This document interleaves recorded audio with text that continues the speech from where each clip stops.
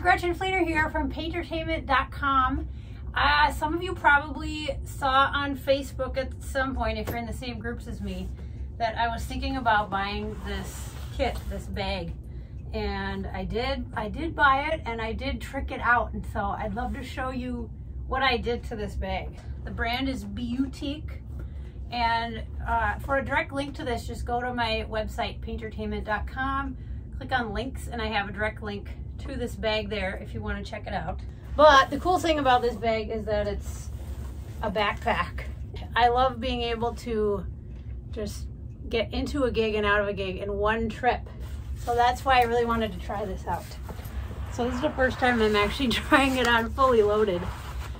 And it's not bad. Actually, the straps are really nice and padded. So I'm pretty happy with how this has turned out so far. Let me show you the inside. So being a backpack, the fun thing is you can decorate it with buttons, patches, whatever. I'm still deciding what I want to put on this. So the outside, I still haven't really filled this. There's a lot of room in here.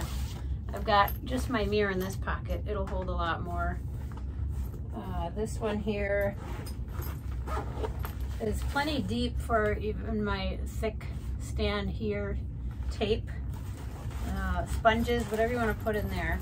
Just kind of extra things. Let's open the top section. So if I'm going to set this up, I'm going to pull these out. A couple of things. Up here I've got just some wipes. There's a bunch of zipper pockets. I don't even have them all filled yet. Under here is a flap with some pouches for tools. Now, I was gonna actually take all these pouches off, but I found they actually became useful for me if I took a seam ripper and just took out some of the stitching so that the pockets were twice as wide. So now they're wide enough to hold my little Mehron Intense powder palettes and anything else too, really. So a seam ripper is all you need for that. This is what that looks like. You can just tuck it underneath each little stitch and it'll carefully cut just the threads that hold it together. So that is not the exciting section though. That's just like an extra spot. The main section that I would be working out of here, I'll show you what I did.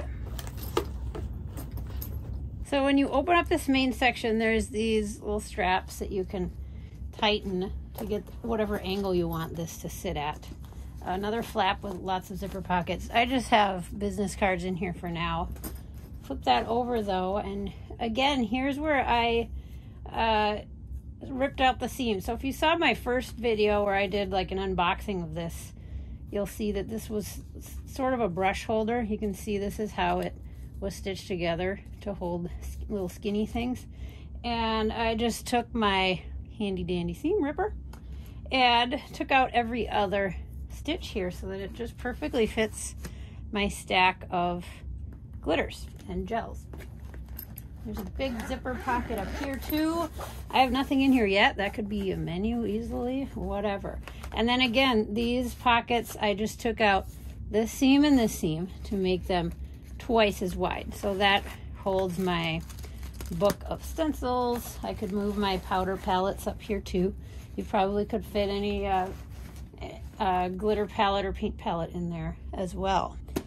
Here's the little trays that pop out.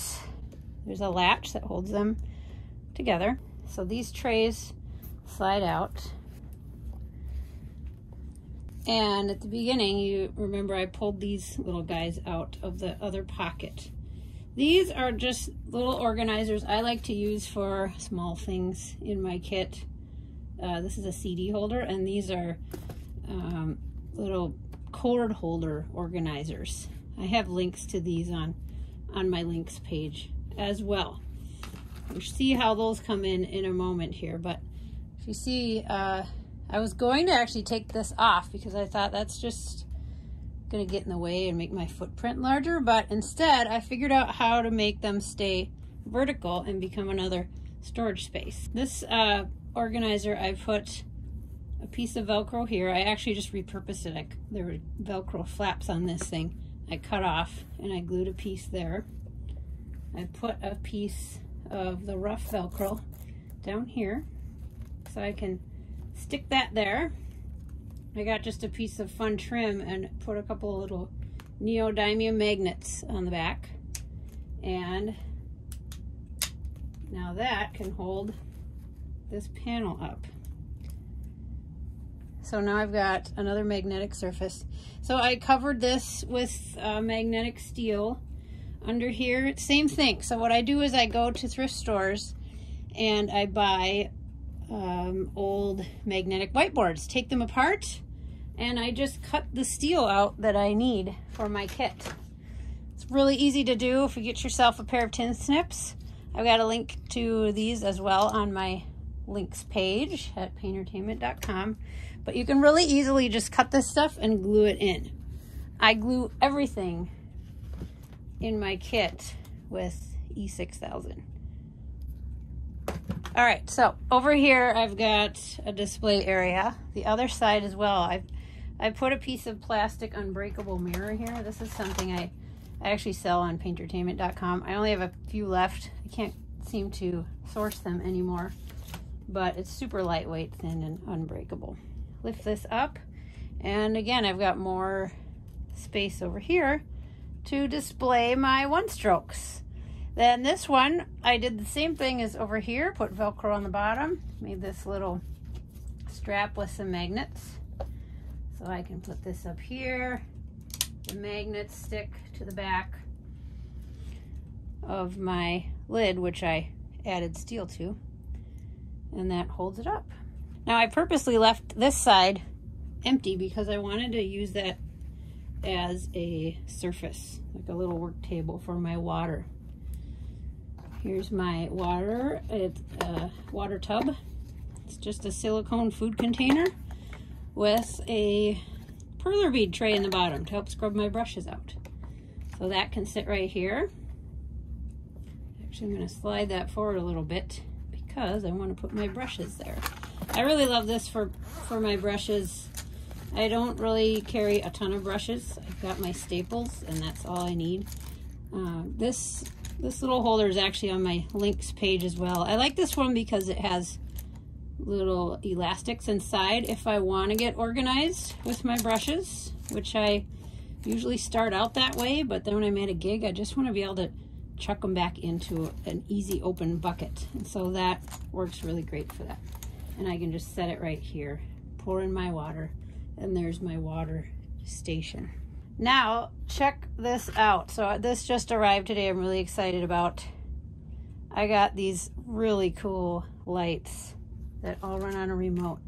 So this also I have a link to on my website under links. These lights come in a 6-pack LED motion sensor lights. You can set them to be on all the time so they're not motion sensor. And it comes with this cool little charging station. They're rechargeable, they're LEDs, they last a long time, and they weigh like nothing, and they were just the perfect size for this. So I'll show you how I've used them here. Now these lights, they come with a little metal plate that has sticky foam tape on the back. You can use or not. I stuck some right here and right here so I can put my lights in here and light up my paints, which is important if you're at a dark gig and you can't see your colors. They're also nice tucked under here because these areas get a little dark. The other cool thing about that metal plate is if you have one loose, I can even put it inside this pocket and just stick my light right there. Super cool. Now my paints, again, I've lined this whole kit with steel from a whiteboard. My paints all have magnets on the back. And what I did is I took these jewelry trays we all know and love. Somebody said these were discontinued, but I just bought a whole bunch more of them. So we have them at paintertainment.com, the small size and the larger size. But what I like about these is they're cheap and they're easy to cut just with a scissor. I chop them up to fit whatever my kit needs. Don't be afraid to cut something up and make it work for you. Now, I didn't want to have everything totally uncovered. And I didn't want to have a bunch of loose covers laying around. So what I did is I cut some pieces of clear chopping mats. You can get these at the dollar store. I think I might still have some on my website too. It's just like clear frosted plastic. You can also buy those like cheap placemats at the thrift store, and they work too. Easy to cut with scissors. And then I made a little duct tape hinge with some fun gummy bear duct tape.